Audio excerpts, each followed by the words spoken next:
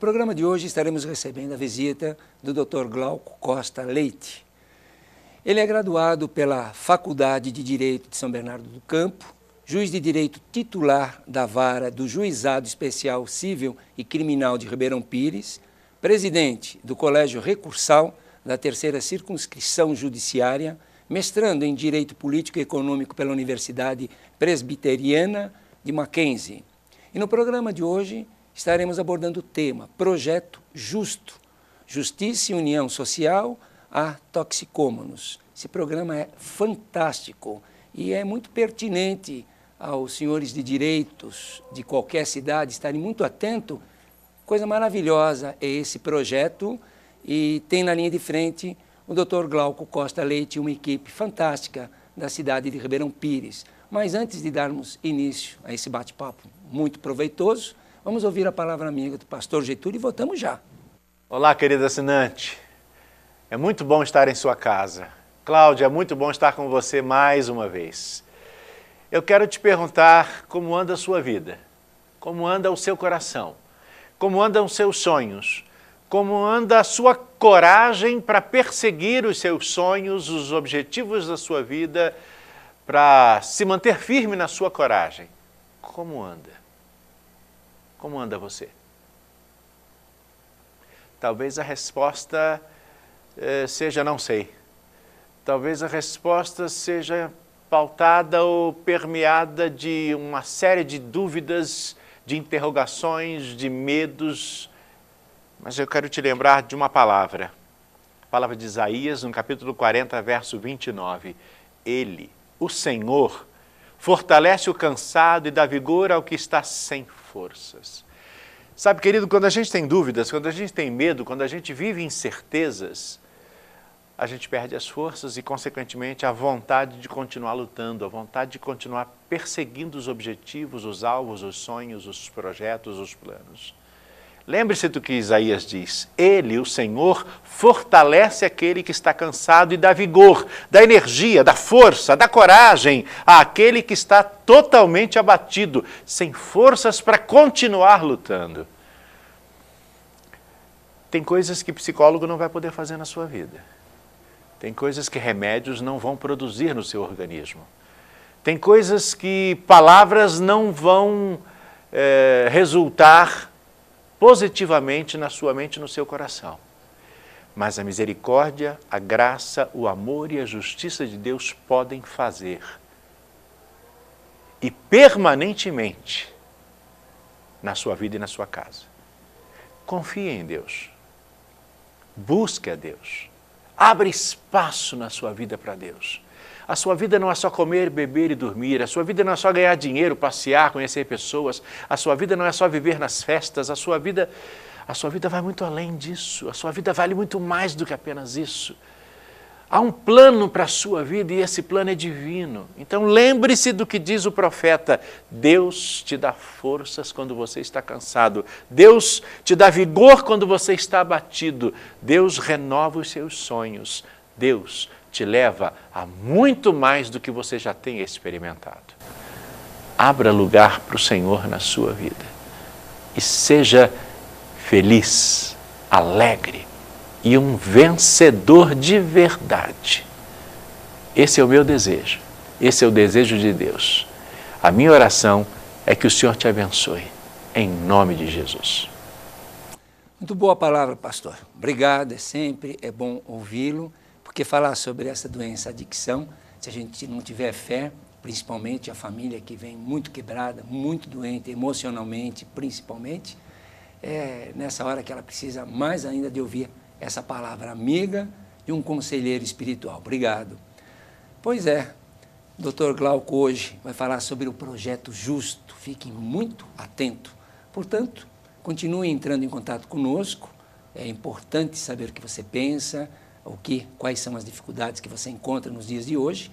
Portanto, continue entrando em contato no nosso e-mail, programaabc@net. Deixa eu voltar, que às vezes eu faço confusão. É programaabc@net.com.br. E pelo nosso hotline 119 73 18 84 36. Nós temos uma especialista que sabe muito sobre dependência química. estará não só falando com você, como encaminhando para aquelas várias pessoas que nós temos como indicar. Enfim, você vai se sair muito melhor. E agora vamos à nossa entrevista de hoje. Muito obrigado pela presença. É um prazer tê-lo com a gente. O Dr. Glauco é assim, um dos precursores desse projeto Justo. Então, já vou começar perguntando, explorar o que vem a ser o projeto Justo. Olá, Cláudio. Olá, assinante. Em primeiro lugar, muito obrigado pelo convite, já por suas palavras iniciais. O projeto Justo, na verdade, ele surgiu aproximadamente 7 anos atrás, quando eu me promovi para a vara do Juizado Especial Criminal de Ribeirão Pires, e tinha a missão, tinha diante de mim os casos de usuários de entorpecente que são apresentados à Justiça. E a lei dizia que, a lei diz, né, na verdade, que uma das soluções é a advertência. E isso me incomodava demais, e eu nunca apliquei, porque eu sabia que a pessoa que se colocava ali na minha frente, que em muitos casos é um doente, né, que sofre da dependência química, em um instante muito breve, numa audiência, em poucos minutos, não ia ter a menor identificação com aquela pessoa de terno, num outro patamar ali, dizendo para ela, olha, isso faz mal, largue disso que isso vai te fazer mal. Evidente que não teria eficácia alguma. E a partir daí, eu passei a lembrar na prevenção que eu recebi. Eu moro aqui em Santo André, estudei aqui, e quando aluno ainda, quando eu tinha 14 anos ainda, era aluno do que hoje é o ESE Colégio São José, eu recebi palestras de pessoas que muitas pessoas conhecem, o pedagogo Ricardo Galhardo e o psicólogo Fioravante Guariento, e os reuni dizendo para eles assim, olha, a lei me dá a possibilidade de criar um grupo e substituir essa advertência por um ciclo de palestras. E eles compraram a ideia e formamos um grupo e conseguiu o espaço, o Clube Ribeirão Pires, lá que cede gratuitamente o espaço para nós, e eu passei nesses casos em que a pessoa é pega utilizando droga, isso vira um processo e vem até o fórum, eu faço um acordo com ele para que, se ele comparecer num determinado número de palestras, hoje a gente coloca mais ou menos 8, 9, uma palestra por mês, durante um determinado período chegaram a ser quinzenais, de acordo com a disponibilidade, porque todos os palestrantes são voluntários, nós conseguimos levar para que essas pessoas ouvissem de psicólogos, pedagogos, ex-dependentes, narcóticos anônimos, alcoólicos anônimos, familiares de dependentes, todas as circunstâncias, todos os fatos que estão em volta da dependência química,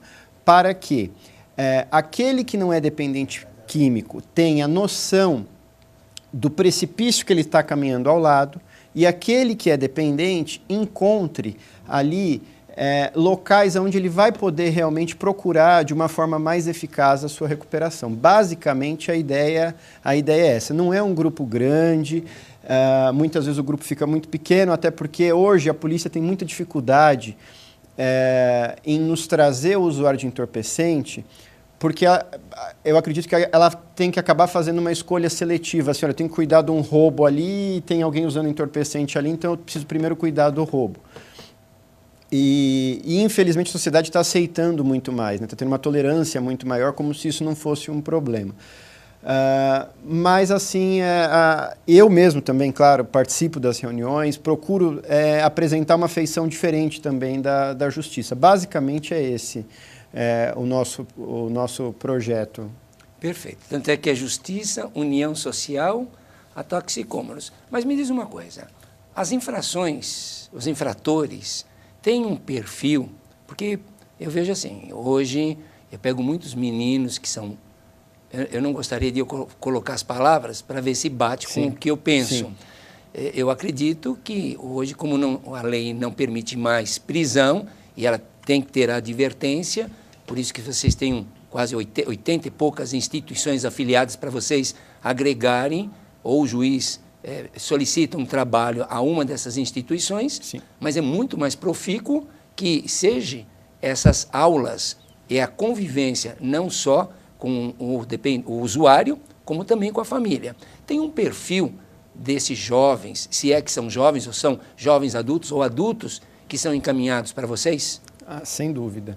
A grande maioria são jovens, né, normalmente aí de 18 a 25 anos, e homens também, né, a grande maioria. E acho que isso está muito agregado até ao nosso perfil de sociedade atual, em que o jovem sente uma necessidade muito grande de se sentir parte do grupo. Então, como hoje o uso da droga está disseminado, né, drogas lícitas e ilícitas, né, abarcando aqui o álcool também, então, o uso imoderado do álcool. Então, tem essa grande necessidade de se sentir parte do grupo, não ser excluído, usar como todos usam. A dificuldade que tem, que até nas palavras do próprio pastor no início do programa, tudo é festa, é felicidade. Hoje as pessoas não podem, não assimilam fracassos, dificuldades, coisas que fazem parte da vida. Então, tanto que você pode ver hoje nas redes sociais, ninguém posta foto triste, chorando, são sempre fotos alegres, como se a vida das pessoas fosse o tempo todo de felicidade. E eu vejo também aí no perfil desse jovem usuário a falta de perspectiva. E eu vejo isso também quando eu trabalhava na infância e juventude, quando pegava um adolescente infrator. Uma das minhas recorrentes perguntas era: o que você quer ser quando crescer? Praticamente ninguém tinha uma resposta. Por mais que fosse ainda uma coisa simples, eu quero ser jogador de futebol, eu quero ser policial, eu quero ser bombeiro, não se encontra essa resposta. Então, essa falta de objetivos, essa falta também de uma estrutura familiar adequada, tem levado de uma forma muito mais facilitada o jovem para as drogas. Então, dentro desse segmento, o que você acredita hoje que poderia estar levando o jovem ao uso? Muito embora você dê uma das respostas. Teria mais coisas? Eu acho que tem essa questão da desagregação familiar, a falta de perspectivas, falta de informação, né? Porque o jovem não sabe. Hoje não é feito, às vezes, um trabalho de prevenção tão grande, uma aceitação social muito maior, né? Porque a partir do momento que você começa a ver pessoas usando droga em todos os lugares, aquilo já para de soar mais como algo ilícito, errado, indevido. Infelizmente, o ser humano tem muito isso. Se todo mundo faz, é como se fosse um problema menor do que quando era algo muito mais raro. O acesso também muito facilitado, né? Então, hoje, praticamente, é impossível que um pai, uma mãe, que simplesmente faça: olha, eu fiz um trabalho com o meu filho, que a droga jamais vai chegar a ele. Não, ela vai chegar. Né? Ela vai chegar, e aí ele tem que estar preparado exatamente para saber dar essa resposta. No caso, eu vejo assim, esse programa que vocês têm, eu acho fantástico, e acredito Obrigado. que não necessariamente somente para... Eu vejo que muitos segmentos, como infratores, por exemplo, um jovem pichador, eu vejo assim, no dia a dia, que uma série deles utilizam a maconha, não é? Normalmente, qualquer usuário nega tal fato, mas esse comportamento já é uma droga de comportamento. E uma dessas reuniões, das quais vocês têm o psicopedagogo, né? Porque o Ricardo é fantástico, com o Giovanni, que você disse, o psicólogo. O Fioravante. O Fioravante também é fantástico. Vocês têm uma equipe que levar essa mensagem para a família, mesmo se fosse a nível preventivo, porque se o jovem já não está utilizando, ele está no caminho de seguir, porque ele está assim praticando um vandalismo, ele não tem ética, ele não está contribuindo pela cidadania, ele não contribui em nada, ele não agrega valores da sociedade. E dentro do grupo que vocês tenham, é uma forma de chamar atenção, porque muitos desses jovens que vocês tenham declarado que utilizaram uma substância já fizeram isso. Se não fizeram, estavam fazendo. Agora, será que a polícia civil, a polícia que vocês têm, a guarda, vamos dizer, a guarda de Ribeirão, eles têm essa noção, porque eu sei que vocês também passam essas informações a eles, o quanto seria importante de não permitir que ninguém estivesse usando, e se estivesse usando, teriam que passar por esse projeto que vocês têm, porque é a magnitude, porque vocês vão fazer a família comparecer. E o nosso problema hoje com o jovem não é necessariamente o jovem, é a família. A família nunca acredita que é o filho dela. O filho dela é inocente, é lindo e maravilhoso, mas as nossas crianças e os seus filhos, se não forem cuidados e tratados com a prevenção, que não importa, se não foi educado lá na infância, teria que ser agora nessa adolescência. Você vê que por aí seria muito importante? Deixa eu pegar um exemplo do que você citou, da pichação, por exemplo. Nós tivemos um caso muito interessante e fizemos um trabalho diferente que eu achei que deu bastante resultado lá em Ribeirão Pires. 2 adolescentes foram pegos pichando o muro. Também, qual seria o caminho normal se a gente fosse seguir o que está na lei? Tá? Ele vai ser processado, a princípio, se ele não aceita alguns dos benefícios, ele vai ser condenado. Com 19 anos, ele vai ter uma condenação criminal que vai automaticamente impedi-lo de conseguir emprego numa série de lugares, né? Hoje já é super difícil conseguir emprego, quanto mais com uma condenação criminal.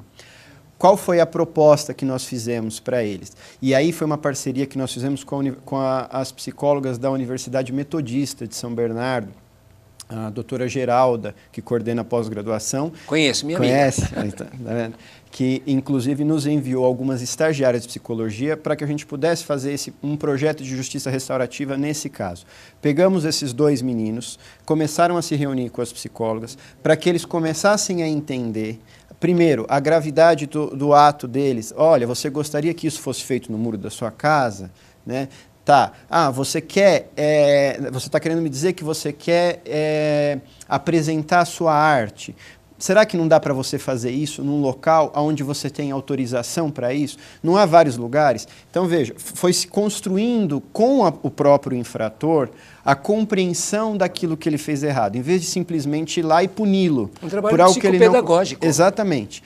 Aí que fizemos, então, procuramos uma escola pública em Ribeirão Pires que estava precisando que o muro fosse pintado. Passo seguinte... Esses 2 infratores foram até a escola, dar palestras para os alunos, mostrar para eles, olha, se vocês quiserem fazer arte, vocês têm que fazer, mas tem que ser onde tem autorização. Inclusive, nós aprendemos a fazer um modelo de como você pede autorização para o proprietário. Né? E eles fizeram, e eles gostaram tanto daquilo, eles fizeram a apresentação em PowerPoint, sabe? Eu senti que foi uma das primeiras vezes que eles se sentiram valorizados. Nós estamos falando do infrator aqui. Né? E serviu muito para os próprios alunos aquela experiência. E no final da história, o que eles fizeram? A escola cedeu o muro, nós conseguimos as tintas e eles ensinaram os alunos a pintar o muro. Então fizeram um grafite com os alunos no muro da escola. Fantástico. Então, assim, foi uma experiência muito boa, que, como disse o Ricardo, você tem um problema na mão e você pode tentar resolver da melhor forma ou deixar que ele escape pelos dedos. Então, certamente ali se tratavam também de usuários de entorpecente, mas você tratou as questões paralelas, ou seja, primeiro a autoestima dele, a potencialização desse indivíduo, ele produzindo para a sociedade, né, e automaticamente você trabalhou a prevenção. Sem dúvida alguma. Estou dizendo, vocês estão trazendo um trabalho que os nossos, vamos dizer, representantes, através das câmaras de vereadores, prefeitos, deveriam puxar o site desse projeto justo que Ribeirão Pires desenvolve hoje, nos dias de hoje, que não é qualquer cidade que faz esse trabalho, não.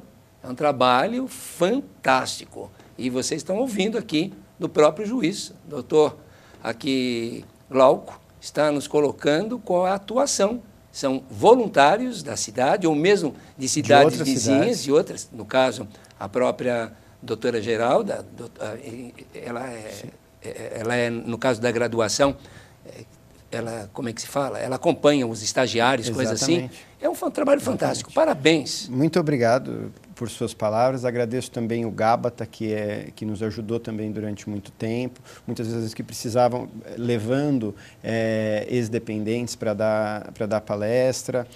Hoje nós temos também o psicólogo lá de Ribeirão Pires, o Ricardo Dias Camargo, também, que tem nos ajudado.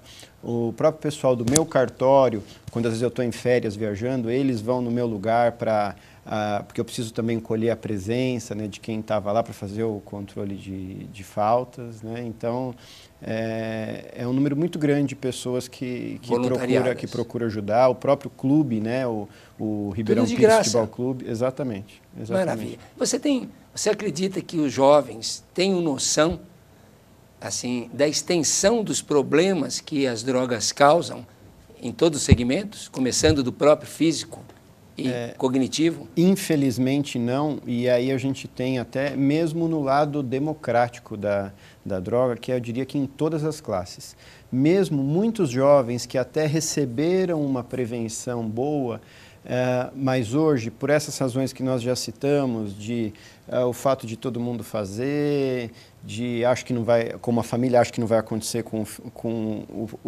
a pessoa próxima a ela,